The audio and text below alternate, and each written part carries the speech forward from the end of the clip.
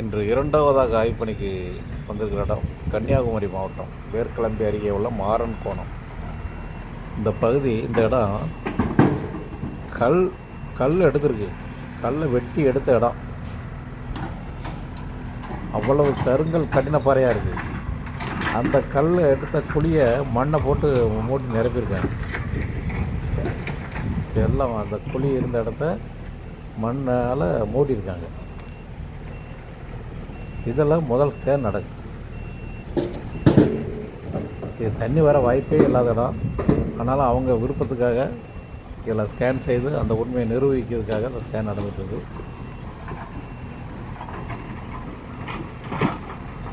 950 அடி ஆழத்துக்கு.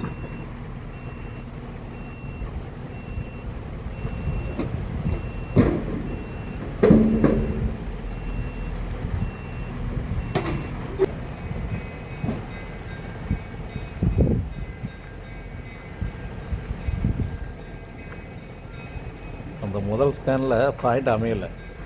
மீண்டும் இங்கே தான் இடம் நிறைய இருக்குது அவங்களுக்கு. அதனால் அதுவே ரெண்டாவது ஸ்கேன் நடந்தது. அந்த ரெண்டாவது ஸ்கேன்லேயும் பாயிண்ட் அமையலை. இது எல்லாமே பாறையை உடைச்சி பள்ளமாக இருந்த இடத்த மண்ணை போட்டு மூடியிருக்காங்க. இதில் எப்படி தண்ணி வரும்? போர் போட்டால் தண்ணி கிடைக்கும்? இல்லை, இந்த மலை கல்லை உடைச்சி எடுத்த மலை அதில் மண்ணை போட்டு மூடியிருக்காங்க.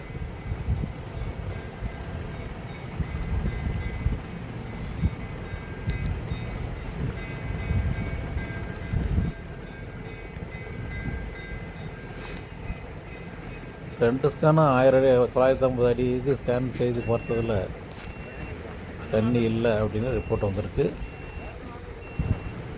இது 3வது ஸ்கேனு, பாதை ஓரம். இது 950 அடி ஆழத்துக்கு ஸ்கேன் நடந்துகிட்ருக்கு.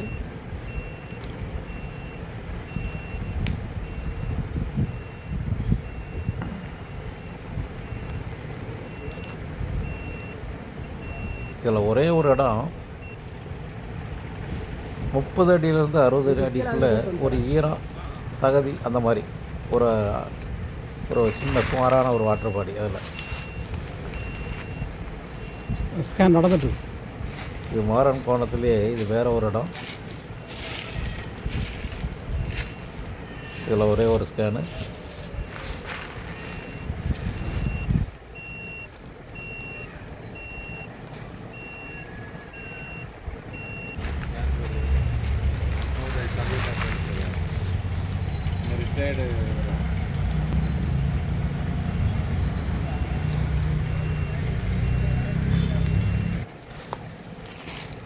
அதுலேயும் 30 அடியிலேருந்து 60 அடிக்குள்ளே ஒரு சுமாரான ஈரப்பதம் தான். ரொம்ப சுமார். இதான் முதல் ஸ்கேன் ரிப்போர்ட்டு. அடையாளமே வைக்கலை. அந்த கல் எடுத்த குழி இது 2வது ஸ்கேன் ரிப்போர்ட்டு. இதுலேயும் அடையாளம் இல்லை. இதான் 3வது ஸ்கேன் ரிப்போர்ட்டு. ஒரு 30 அடியிலேருந்து 60 அடிக்குள்ளே ஒரு ஈரப்பதம் உள்ள இடம். இது 4வது ஸ்கேன் ரிப்போர்ட்டு. இதில் ஒரு 2 இடம் 60 அடிக்குள்ளே ஈரப்பதம். ஆமாம், அண்ணன் தம்பி 2 போஸ் கொடுங்க. இது காசிலிங்கபுரம்,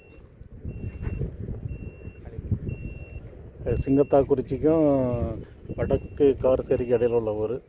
அந்த வடகிழக்கு மூலையில் ஒரு போர் போட்டிருக்காங்க. 500 அடியா 600 அடியா? 500. 560 அடி போட்டு. எத்தனை அடியில் ஈரம் வந்துச்சு? 160லேருந்து ஈரம். 160 தான் முதல் ஈரமே. முதல்ல 45ல் தண்ணி லேசாக அடிச்சுது. அந்த தண்ணி தான் தம்பி. அந்த தண்ணி தான் கீழே போக போக ஈரமாக்கிட்டே போயிருக்கு. அந்த தூசி பறக்கூடாமல் ஈரத்துலேயே கொண்டு போய் விட்டுருக்கு. ஸோ அந்த 45 அடிக்கெல்லாம் ஃபுல்லாக கருங்கல் பாறை. ஆமாம். இப்போ இந்த ஏரியாவில் நான் மேற்கு கிழக்கு ஸ்கேன் பண்ணுறேன். காரணம் இங்கே வடமேற்கு தென்கிழக்கு திசையில் நீரோட்டம் இருக்கும். அதனால் நம்ம கிழக்கு மேற்கு ஸ்கேன் பண்ணுறோம். இந்த ஏரியாவில் ஒரு சீனிக்கல் கொடி உண்டு.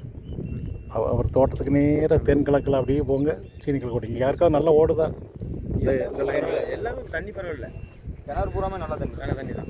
அங்கிட்ட ஃபுல்லாக சீனிக்கல் பரவ வந்துருந்தா உங்கள் இடம் இங்கிட்ட எதுவும் இருந்தால் சொல்லுங்கள். இது நடுங்க. ஆமாம், இப்படி நடுங்க பார்த்து போனாலே எது பெஸ்ட் இடம்னு தெரிஞ்சிடும். தான் இருக்கும் ஆள் அந்த வடக்க அது எப்போதும் வத்தாது. எல்லாமே இந்த இந்த ஏரியா பூரா தண்ணி. எல்லாமே அப்படிதான் 30 அடியா? 30 அடியில தண்ணி. கிணறே 30 அடியில தான் சைடு போர் போட்டுருக்காங்க. இப்போ வேற ஒன்றும் இல்லை, இந்த இப்போ போரில் கிணறு வெட்டுங்க தண்ணி ஓடும். போருக்கு தான் ஓடாது, கிணறு வெட்டுங்க ஓடும். எல்லாமே தண்ணி உள்ள ஏரியா தான். தரம் ஏதோ மாறி. இந்த ஆலந்தா, காட்டுசேரி, தேவிச்சலபுரம் அந்த நெட்டுக்கு தண்ணி உள்ள இடம் தான். நிறைய தண்ணி உள்ள இடம் இருக்குது, குறைவாக தண்ணி உள்ள இடம் இருக்குது. நீங்கள் ரோட்டுக்கு கிழக்க போனீங்கன்னா தண்ணி வராது. அந்த அவன் போட்டிருக்கோம் நல்லா தான் இருக்கு. நல்லா ரோட்டுக்கு கிழக்க வந்து ரொம்ப மோசமாக இருக்கும். அனுபவத்தில் சொல்கிறேன். தண்ணி இருக்கு, ஜலாச்சாரம் மாறிடும். இதுல எங்க போனாலும் தண்ணி வரத மாதிரி இருக்கும். 2 போர் போட்டு பேராயி 3வது போர்ல தானே தண்ணி. 2 போரும் வெளியிடும். 3 போர். 3வது போர்ல தான் தண்ணி. 2 ஒன்று 250 நிப்பாட்டிட்டேன், ஒன்று 180 நிப்பாட்டிட்டேன். நிப்பாட்டாம முதல் ஸ்கேன் முடிஞ்சது. இதில் பாயிண்ட் எதுவுமே அமையலை. 40 அடி வரைக்கும் சிதைப்பாறை, அதுக்கு கீழே ஃபுல்லாக கருங்கல் கடினப்பாறை. தண்ணி வர வாய்ப்பே இல்லை. இது வடக்க தெற்க சரணோன்னே இங்கெல்லாம் பார்க்க வேண்டிய அவசியம் இல்லை. ஸோ ஒரே ஸ்கேனில் இவ்வளோ இடம் கவர் ஆகிட்டு. இவங்க வடகிழக்கு மூலைங்கிற ஒரே காரணத்துக்காக அதில் போர் போட்டிருக்காங்க. இதில் ஒரு கிணறு கிடக்கு, இதுலேயும் தண்ணி கிடையாது. இப்போ மேற்கு நோக்கி 2வது ஸ்கேன் பார்க்க போகிறோம். 2வது ஸ்கேனில் 2 பாயிண்ட் அடையாளம் வச்சுருக்கோம். 5.5 மீட்டரில் ஒன்று, 32 மீட்டரில் ஒன்று. அதில் 5.5 மீட்டர் சுமாராக இருக்குது, 32 மீட்டருக்கு ஓரளவுக்கு பரவாயில்ல. அதுக்கு நேர கிணறு இருக்குது. 5 to 10 மீட்டருக்கு நேர வடக்கு பக்கம் ஒரு கிணறு கிடக்கு. அதனுடைய பாதிப்பால் இது தவறான ரிப்போர்ட்டாக இருக்கலாம். அதை வெரிஃபை பண்ணணும்னா தக்க இன்னொரு ஸ்கேன் எடுக்கணும். இந்த லைன் மேற்க ஃபுல்லாக எடுத்துட்டு தேவைப்பட்டால் அங்கே ஒரு ஸ்கேன் எடுக்கணும். இது மேற்கு நோக்கி 3வது ஸ்கேன். 40 மீட்டர் லென்த்து, 400 அடி ஆழத்துக்கு ஸ்கேன் நடந்துகிட்ருக்கு. 2வது ஸ்கேனில் 2 இடம் அடையாளம் வச்சுருக்கோம். அதில் மேற்கு உள்ள அடையாளம் பரவாயில்லாமல் இருக்குது.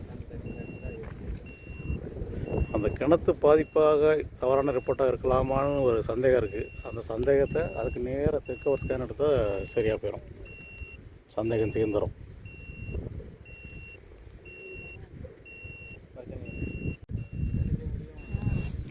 இது 4வது ஸ்கேன். மேற்கெல்லாம் இதோட முடியுது. 2வது ஸ்கேன்லேயும் 2 இடம் அடையாளம் வந்திருக்கு. 80 மீட்டர் ஆழத்தில் பாறை முறிஞ்சி தண்ணி வர மாதிரி 2 பாயிண்ட் அடையாளம் வந்திருக்கு.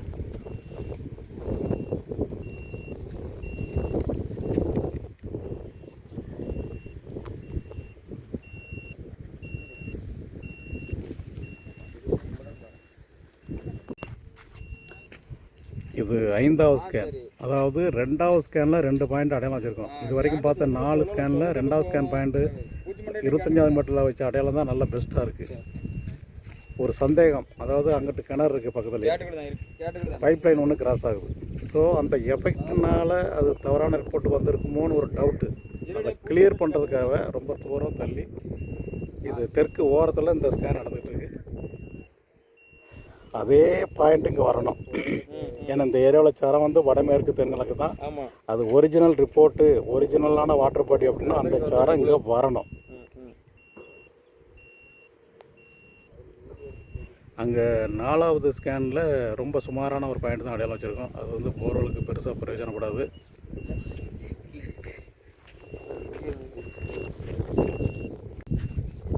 இது 6வது ஸ்கேன். முதல் ஸ்கேனுக்கு நேராக பேரலில் வடக்க இது 6வது ஸ்கேன் நடந்துகிட்ருக்கு. அங்கே 5வது ஸ்கேன், 2வது ஸ்கேனுக்கு நேராக பேரலில் எடுத்த ஸ்கேனில் அதே மாதிரி ரிப்போர்ட் அங்கே வரல. ஸோ 2வது ஸ்கேனில் வந்த அந்த நல்ல ரிப்போர்ட்டு அந்த பைப்லைன் பக்கத்தில் கீழே கிராஸ் ஆகி போகுது. அண்டர் கிரவுண்ட் பைப்லைன் கிடக்கு, அதனுடைய பாதிப்பாக இருக்கலாம். அல்லது கிணறு பக்கத்திலே இருக்குது, அதனுடைய பாதிப்பாக இருக்கலாம். அங்கே 5வது ஸ்கேனில் வந்த ரிப்போர்ட் அது ஒரிஜினல் ரிப்போர்ட். ரொம்ப சுமாராக ஒரு இடம் அடையாளம் வருது.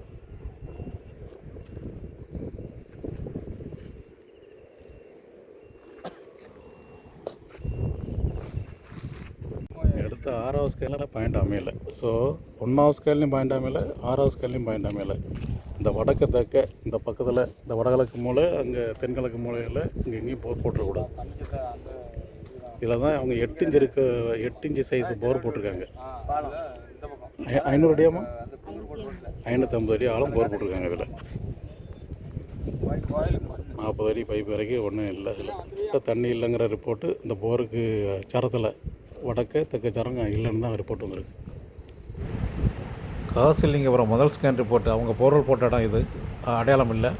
இது 2வது ஸ்கேன் ரிப்போர்ட் 2 இடம் அடையாளம். அதில் ஒரு இடம் சூப்பராக இருக்குது. இது 3வது ஸ்கேன் ரிப்போர்ட்டு கம்ப்ரஸருக்கு ஓடக்கூடிய ஒரு பாயிண்ட் இருக்குது.